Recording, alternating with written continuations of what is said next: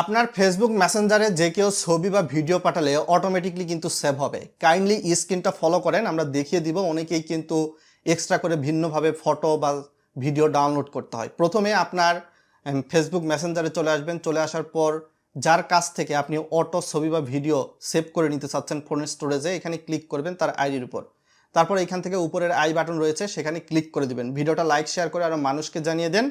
তারপর কাইন্ডলি নিচের দিকে স্ক্রল করে চলে যাবেন। স্ক্রল করে চলে গেলে এই যে মোর অ্যাকশন নামে একটা অপশান রয়েছে, মোর অ্যাকশনের মধ্যে অটো সেভ ফটোস এখানে ক্লিক করে দিবেন।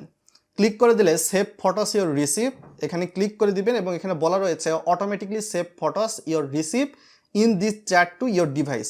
অর্থাৎ এই ব্যক্তি আপনাকে যদি ছবি বা ভিডিও দেয়, এটা অটোমেটিকলি আপনার ফোনের গ্যালারিতে সেভ হয়ে যাবে, এক্সট্রা করে ডাউনলোড করার প্রয়োজন হবে না।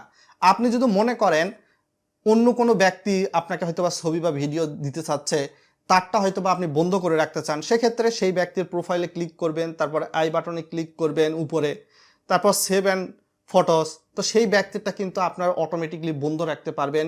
এই সুবিধাও কিন্তু রয়েছে। অর্থাৎ আপনি আপনার পছন্দ অনুসারে যে কোনো ব্যক্তি আপনাকে ছবি বা ভিডিও দিলে সেটা অটোমেটিকলি সেভ হবে। এটা কিন্তু অটোমেটিকলি আপনি জাস্ট কয়েকটা সেটিংসের মাধ্যমে করে নিতে পারেন।